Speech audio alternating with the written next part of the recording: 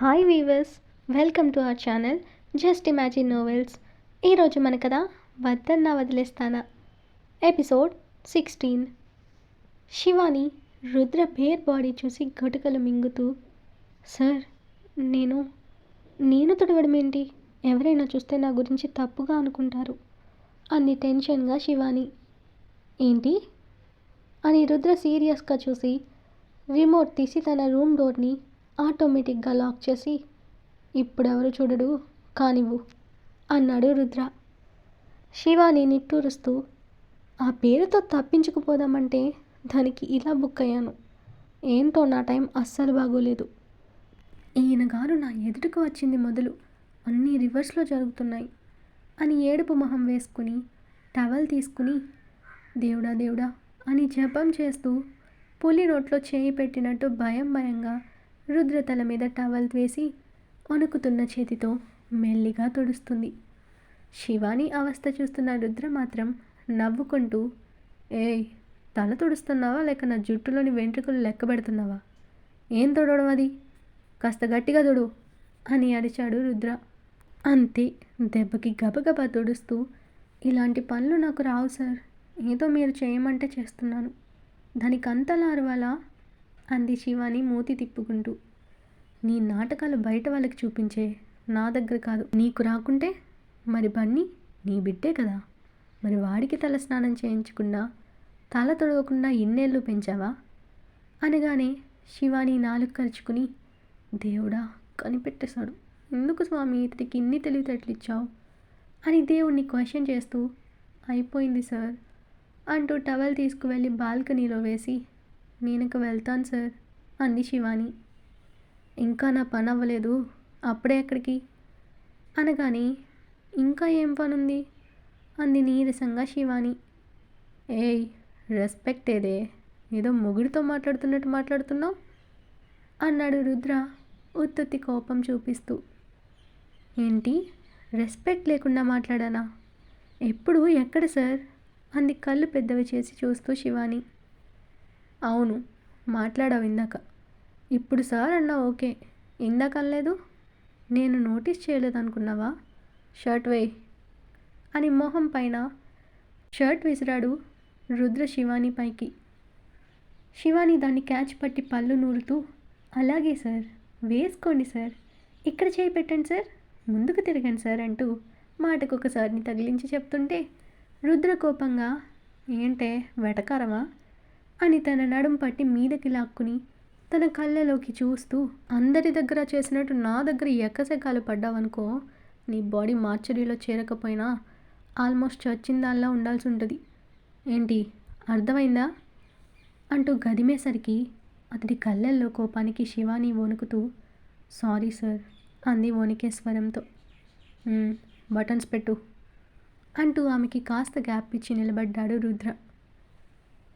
వణుకుతున్న చేతులతో రుద్ర షర్ట్కి బటన్స్ పెడుతున్న శివాని మొహం మీద పడి అటూ ఇటూ కదులుతున్న వెంట్రుకలని చెవి వెనక్కి పెడుతూ, బన్నీ టిఫిన్ చేశాడా అని సాఫ్ట్ వాయిస్తో అడిగాడు రుద్ర. లేదు సార్, మీకు పనులు కంప్లీట్ చేసిన తర్వాత వెళ్ళి వాడికి టిఫిన్ చేసి పెడతాను అని చిన్నగా చెప్పింది శివాని, ఇందాకటి భయం అలాగే ఉండడంతో వినయంగా. రుద్ర ఆమె బుగ్గని వేలితో రాస్తూ, ఆ కౌశల్ మళ్ళీ కలిశాడా నిన్ను అని అదే స్మూత్నెస్తో అడిగాడు. లేదు సార్, నేను కలవలేదు, మీరు వద్దన్నారు కదా, అందుకే. వాడు ఫోన్ చేసినా నేను బిజీ అని అబద్ధం చెప్పానంటూ అతడు నమ్మాడా లేదా అని తలెత్తి రుద్రని చూస్తుంది శివాని. రుద్ర తననే చూస్తూ, గుడ్ అని తన చెంపని తట్టి, వాడిని అలాగే అవాయిడ్ చేయి, కలవకు. ఈసారి కలిస్తే నేను నీ కాళ్ళు విరిచేసి పర్మనెంట్గా కుంటిదాన్ని చేసేస్తాను, సరేనా అని చిన్నగా అయినా వార్నింగ్ టోన్తో చెప్పాడు. పాపం శివాని భయంతో, అలాగే సార్, కలవను. కానీ నాకు ఒక డౌట్ సార్, నేను మా ఫ్రెండ్ని కలిస్తే తప్పేంటి? వాడు నేను స్కూల్ డేస్ నుండి ఫ్రెండ్స్ అంది అమాయకంగా. కానీ రుద్ర సీరియస్గా చూడగా తలడ్డంగా ఊపి, అడగను, మీరేం చెప్తే అదే ఫాలో అవుతాను అంది శివాని బుద్ధిగా. గుడ్, ఈ భయం ఇలాగే మెయింటైన్ చేయి అంటూ ఆమెని వదిలి వెళ్ళి నా కోసం కూడా నువ్వు అక్కడే టిఫిన్ ప్రిపేర్ చేయి, వస్తాను అన్నాడు రుద్ర. సార్ అంటూ ఏడుపు మొహంతో చూసింది శివాని. ఏమైంది అని రుద్ర అడిగేసరికి, సార్ మీరు మా ఇంట్లో రోజు తినడానికి నేనేమీ అంత డబ్బున్నదాన్ని కాదు, బీదదాన్ని సార్. నాకు నా కొడుకుకి తినడానికి ఉండడానికే నా సంపాదన చాలక అవస్థపడుతున్నాను. ఇప్పుడు మీకు కూడా రోజు నా ఇంట్లో వంట చేయాలంటే నేను సగం రోజులు పస్తుండాలి. నేనుంటాను కానీ నా బన్నీని అలా పస్తు పెట్టలేను కదా సార్. నా చేతి వంట తినాలని మీకుంటే మీ ఇంట్లోనే మీకోసం వంట చేసి వెళ్తాను సార్ అంది శివాని బేలగా. శివాని మాటల్లో తను ఎంత పేదరికం అనుభవిస్తుందో అర్థమైన రుద్ర మనసు విలవిల్లాడింది. తనని ఒక్కసారిగా దగ్గరికి లాక్కుని హత్తుకున్న రుద్ర తన మనసులో, ఎందుకే నువ్వు నా దగ్గరికి ఇంతకాలం రాలేదు, ఎందుకు అన్ని కష్టాలు నీకు, తిండికి కూడా అవస్థపడే పరిస్థితి నీకెందుకు వచ్చింది, నీ వాళ్ళంతా ఏమయ్యారు, నేను ఇలా చేసి నీ కర్మకి వదిలిపోయినా ఆ వెధవ ఎవడో కానీ పెట్టి వాడికి చావును గిఫ్ట్ కిందిస్తాను. సారీ, నేను నిన్ను చేరడానికి ఆలస్యం చేశానే అనుకుంటూ ఆమె తల మీద ముద్దు పెట్టాడు రుద్ర. తను కాదంటే తిడతాడు లేదా కొట్టడానికి చూస్తాడనుకుంటే రుద్ర అలా హక్ చేసుకోగానే శివాని భయపడి తర్వాత తేరుకుని భయంగా తలెత్తి రుద్ర వైపు చూసింది. నేను మీ ఇంట్లో మీకోసం వంట చేసి వెళ్ళాలంటే టైం చాలదు, వదలండి సార్ అంది శివాని. శివానీని వదిలి, వద్దులే నా కోసం ఇక్కడేం చేయకని చెప్పు శివాని హమ్మయ్య అని రిలాక్స్ అయ్యేలోపే, నాకు కూడా అక్కడే చేయి, నేను రెడీ అయి వస్తానన్నాడు రుద్ర కన్నింగ్ స్మైల్తో.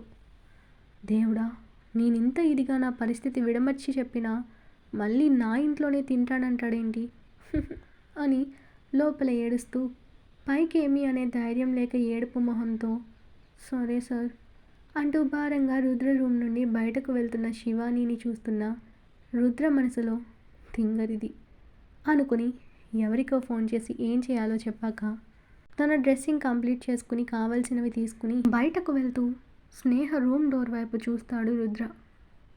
తను కూడా అప్పుడే ఆఫీస్కి రెడీ అయిపోయి రూమ్ నుండి బయటకు వచ్చింది. ఎదురుగా రుద్రని చూసి గుడ్ మార్నింగ్ అన్నయ్య అని ప్రేమగా విష్ చేసింది స్నేహ. గుడ్ మార్నింగ్ అని ఏ భావం లేకుండా చెప్పి కిందకి వెళ్ళిపోయాడు రుద్ర. స్నేహ కూడా వెనకే వెళ్తుంటే వాళ్ళ వెనకే వచ్చాడు వాసు. స్నేహని బ్యాక్ నుండి చూస్తూ, అబ్బా దీని అందం నాకు రోజు రోజుకి పిచ్చెక్కిస్తుంది అనుకుంటూ రుద్ర వెనక్కి తిరగడం చూసి టక్కున తన చూపు తిప్పేశాడు వాసు.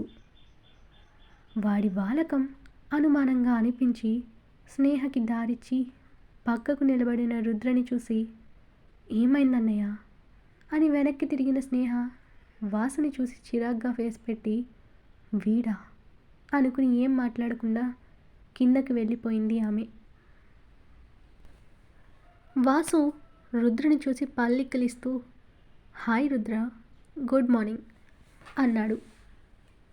రుద్ర ఏ భావం లేకుండా, నువ్వు ఆఫీస్కి రాకుండా ఇంట్లో ఏం చేస్తున్నావు, వైజాగ్లో నువ్వు చేసిన నష్టం ఎవడు పూడుస్తాడు, ఈ రోజు నుండి నువ్వు నా ఆఫీస్లో వర్క్ చేయాలి, గుర్తుందా, రోజు నేనిచ్చే వర్క్ కంప్లీట్ చేస్తేనే నీకు ఆఫీస్ నుంచి బయటకు రావడానికి పర్మిషన్, లేదంటే నాకు నా కంపెనీకి కలిగిన నష్టం కట్టి వేరే ఎక్కడైనా వర్క్ చేసుకో అని రుద్ర కోపంగా అనడంతో వాసు రుద్రని చంపేసేలా చూసి, నాకంత మనీ లేదనే కదా చీప్గా కనిపిస్తున్నాను రుద్ర, నీకు కలిగిన నష్టంకి మనీ ఇవ్వలేను కానీ నువ్వు చెప్పినట్టే వర్క్ చేసి నా వల్ల వచ్చిన నష్టం పూడుస్తాను అని విసురుగా చెప్పి వెళ్ళిపోయాడు వాసు. నాన్న నాన్న ఇది చూడు అంటూ తను చేసిన బొమ్మని సన్నీ వాసుకి చూపించాలని ఎంతో ఆనందంగా వచ్చింది. వాసు రుద్ర వైపు కోపంగా చూస్తూ తిరిగి సన్నీని చూస్తూ చేత్తో పాపని పక్కకు నెట్టాడు. తన వైపు భయంగా చూస్తున్న సన్నీని కోపంగా చూస్తూ, ఏయ్ ఈ ఆటలన్నీ కట్టిపెట్టి బాగా చదువుకొని ఏదైనా పెద్ద జాబ్ తెచ్చుకో, అంతేకాని ఇలా పనికిమాలిన పనులు చేయకు, ఇక్కడ డబ్బు సంపాదన లేకపోతే ఎవరికి ఏ రెస్పెక్ట్ ఇవ్వరు, అంటూ సన్నీని కసిరాడు వాసు. తన మీద కోపం చూపించలేక పసిదాని మీద చూపిస్తున్న వాసుని కోపంగా చూస్తూ, నోర్ముయ్ వాసు, పిల్లల మీద కాదు నీ ప్రతాపం, బయటికి పో ఫస్ట్ అన్నాడు రుద్ర. వాళ్ళ అరుపులకి కిచెన్లో ఉన్న సురేఖ పరుగు పరుగున బయటకు వచ్చింది. రుద్ర కోపం చూసి మౌనంగా నిలబడిపోయింది. వాసు విసురుగా బయటికి నడిచాడు.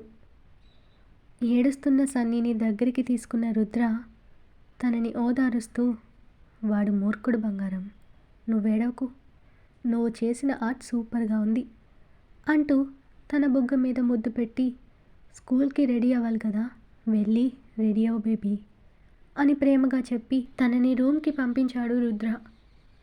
ఓకే మమ్మయ్య అని సన్నీ బాధ మర్చిపోయి హ్యాపీ స్మైల్తో తన రూమ్కి వెళ్ళిపోయింది. రుద్ర అక్కడున్న సురేఖ వైపు చూసి, సారీ అక్క, వాడు పాపని అలా ఏడిపించేసరికి కోపంతో తిట్టేశాను, ఏమనుకోకు అన్నాడు రుద్ర. ఏ భార్య అయినా తన ముందే తన భర్తని మరొకరు తక్కువ చేసి మాట్లాడితే ఎదిరించలేకపోయినా మనసులో బాధపడుతుందని రుద్ర అలా సురేఖకి సారీ చెప్పాడు. కానీ సురేఖ ఒక నవ్వుతో సన్నీ కోసం వెళ్ళబోతూ ఆగి, రుద్ర, ఓ భార్యకి తన భర్తని ప్రేమించడం ఎంతొచ్చో అతడు ఆ ప్రేమని గుర్తించక తన మనసులో స్థానం పోగొట్టుకుంటే ఆ భార్య అతడికి ఏం జరిగినా స్తబ్దుగా ఉంటదే తప్ప మనసులో మచ్చుకైనా బాధపడదు. ఆడదాని మనసు విరిగిన తర్వాత తన మనసు బండగా మారిపోతుంది.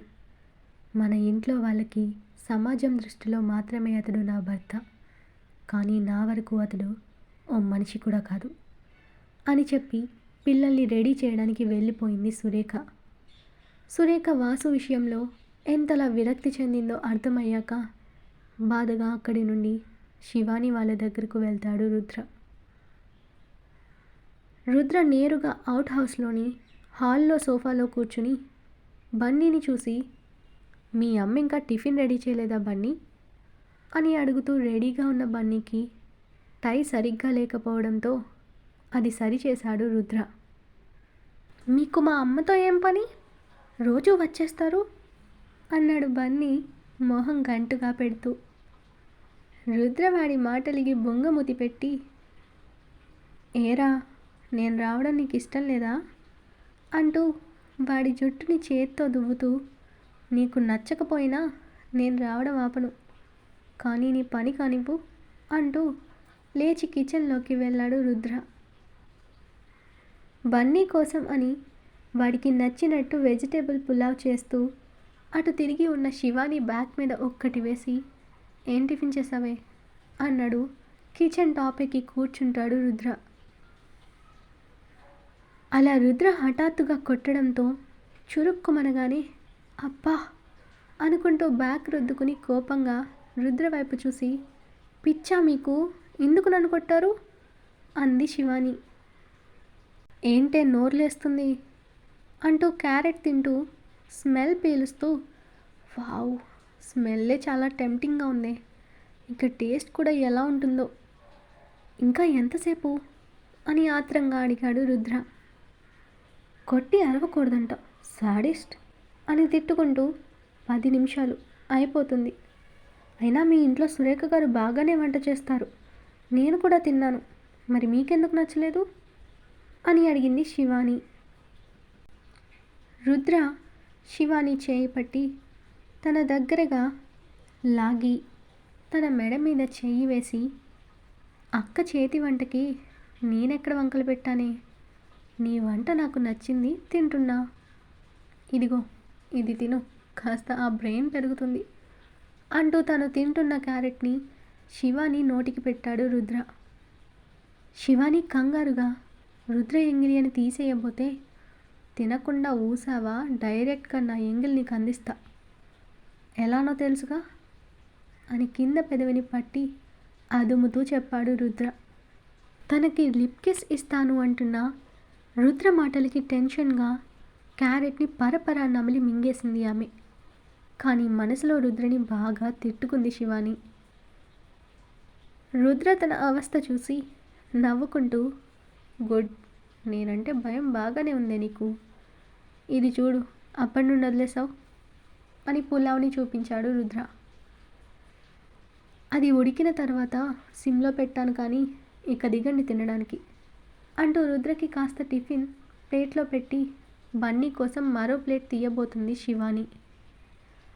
అదెందుకు మళ్ళీ, మా ఇద్దరికి పెట్టేది నువ్వే కదా, ఒక్కటే చాలు పదా, మళ్ళీ మరొకటి దేనికి, టైం వేస్ట్ అంటూ శివాని ఆన్సర్ వినకుండా తన చేయి పట్టి హాల్లోకి తీసుకువెళ్ళి ప్లేట్ శివాని చేతిలో పెట్టి తను బన్నీ పక్కన కూర్చున్నాడు రుద్ర. శివాని బన్నీ ఏమంటాడో, అందుకు రుద్ర కోపంతో ఏం చేస్తాడో అని భయంగా ఉంది లోపల. కానీ బన్నీ రుద్రని ఏమనకుండా, మమ్మ మనకు టైం అవుతుంది, త్వరగా పెట్టు అన్నాడు బన్నీ. రుద్ర వాడిని చూసి, పర్వాలేదులే బన్నీ, మనం లేట్గా వెళ్ళినా ఏమనర్లే, నేను ప్రిన్సిపల్ సార్కి చెప్పాను నిన్నేమనకుండా చూడమని అన్నాడు రుద్ర. ఎందుకు సార్ అలా చెప్పి వాడికి ఉన్న ఆ కాస్త భయం కూడా లేకుండా చేస్తారు అంటూ శివాని వేడి పులావ్ని చల్లగా నోటితో ఊది బన్నీ నోటికి పెట్టింది. అది నములుతూ, నేను లేట్గా వెళ్ళనులే అమ్మా, అలాగే గుడ్ బాయ్ లాగే ఉంటాను, అప్పుడే కదా నాన్నకి నేనంటే ఎక్కువ ప్రేమ కలిగేది, first impression is best impression అంట కదా, అలా నాన్నకి నన్ను చూడగానే నా గురించి తెలిసి చాలా ప్రౌడ్గా ఫీల్ అవుతాడు కదా అని ఒక ఫీల్తో అడిగాడు బన్నీ.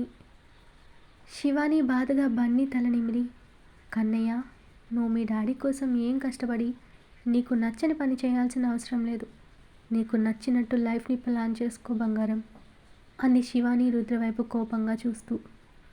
రుద్ర కూడా శివానీని కోపంగా చూశాడు.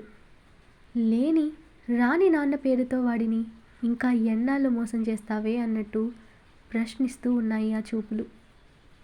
బన్నీ తింటూ, లేదమ్మా, నాన్న మన దగ్గరకు వచ్చాక నిన్నెవరూ అలా స్లేవ్లా చూడరు కదా, నేను పెద్దగా అవడానికి చాలా డేస్ పడుతుంది, అదే నాన్నొస్తే నీకు ఎప్పటికీ ఏ బాధలు ఉండవు కదా అన్నాడు బన్నీ.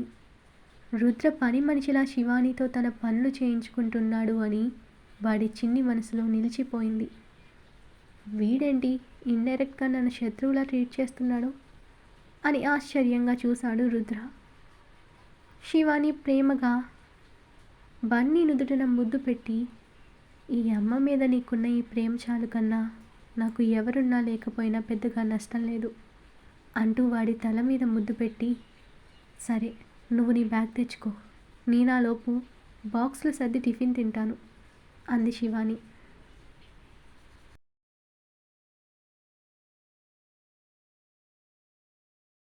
Thanks for watching. ఈ స్టోరీ మీకు నచ్చినట్టయితే లైక్ చేసి కామెంట్ చేయండి. అలాగే ఇలాంటి స్టోరీల మీద ఇంట్రెస్ట్ ఉన్న వారికి షేర్ చేయండి.